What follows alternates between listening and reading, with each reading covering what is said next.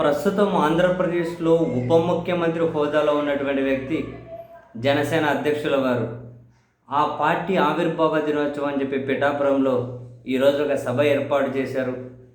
So ఇంతకుముందు ఆయన సభలు అంటే ఏందో సంబంధం లేకుండా తలా తోక లేకుండా ఎక్కడ మొదలెడతాడో, ఎక్కడ ఏ టర్న్ తీసుకుంటాడో, ఎప్పుడేమో మాట్లాడతారో ఏమీ సంబంధం లేకుండా ఏందో దీపం ఉంది, ఇల్లేమో దూరం ఉంది, గతుకుల రోడ్ అని రకరకాలు ఏదో మాట్లాడుతూ పోతూ ఉండే.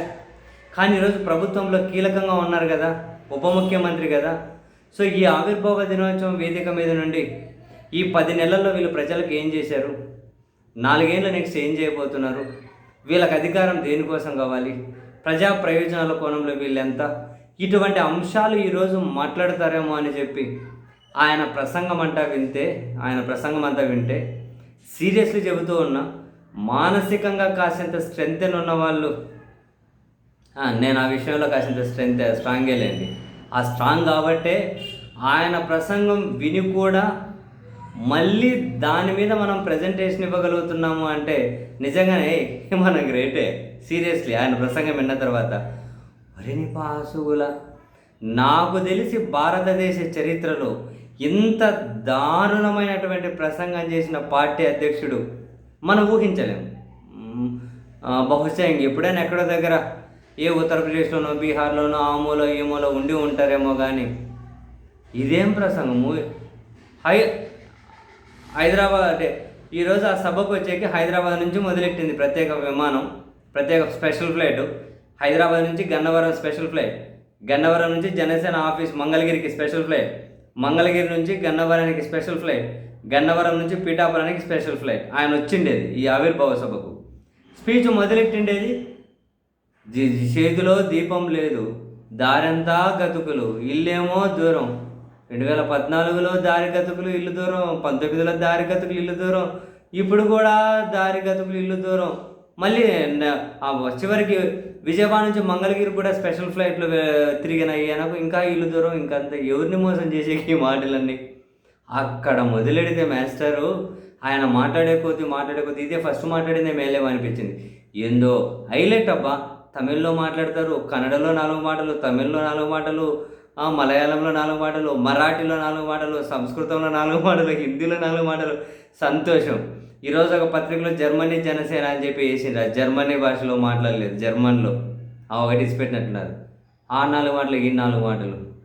ఏదో జూనియర్ ఎన్టీఆర్ అభిమానులు, ప్రభాస్ అభిమానులు, రామ్ చరణ్ అభిమానులు, సాయిధరం తేజ్ అభిమానులు, ఆయనకు కూడా ఉన్నారా? సరే ఉన్నోళ్ళే కానివ్వండి. సాయిధరం తేజ్ అభిమానులు మొదలెట్టి ఒక్క తలా తోకలేదు. పాకిస్తాన్ అంటారు, బెలూచిస్తాన్ అంటారు, ఏమంటారు, ఓల్డ్ సిటీ అంటారు, హిందూ అంటారు, ముస్లిం అంటారు. వీళ్ళ నాన్నగారు ఈయన పుట్టే దగ్గర నుంచి రోజు రామనామం జపం చేసేవాళ్ళట. ఈయన పుట్టేటప్పటికీ వాళ్ళ నాన్న రామనామం జపంలోనే ఉన్నారట. ఈయనకు ఆరోగ్యం బాగాలేకుండా రామనామం జపమే చదివించేవాళ్ళట, ఏం మెడిసిన్ ఇప్పించేవాళ్ళు కాదట. మీకు ఎవరికైనా గుర్తొస్తే నేను బాగుంది కదా ఏమని. వాళ్ళ నాన్నగారు మరి ఇట్లా దీపం ముట్టిస్తే సిగరెట్ వెలిగించేవాళ్ళు కదా, మరి రామనామం ఎప్పుడు మొదలైందంటే ఏమో మనకు తెలియదు. ఆయనే అంటున్నారు, అది ఆయన అన్నాడు, ఇది ఆయనే అన్నారు. వాళ్ళ నాన్నగారు దీపంలో సిగరెట్ వెలిగించే మనిషి అని చెప్పి ఈయనే అన్నారు. ఈరోజు మళ్ళీ వాళ్ళ నాన్నగారు ఈయన పుట్టేసరికి ఈయన పుడితేనే చెవులు రామనామం వినిపించుకుంటూ ఉన్నారట. ఎప్పుడు రామనామం, ఆరోగ్యం బాగాలేకుండా రామనామంతోనే బాగా అయిపోయేదట.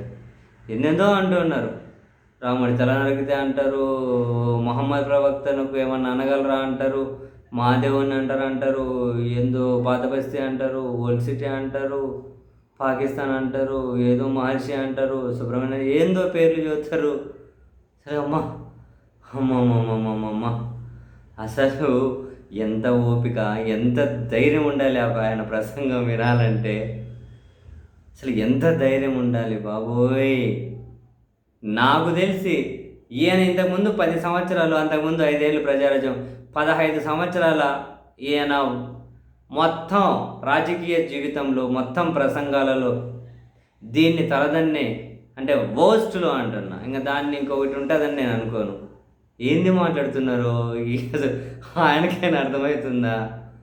అమ్మ సామి బాబోయ్. అసలు ఒక్క మాట అయినా పనికొచ్చేది ఉందేమో, కాసింత చర్చించుకుందాం. ఉప ముఖ్యమంత్రికి ఆలోచన ఏందో అంతా అంతే భజన.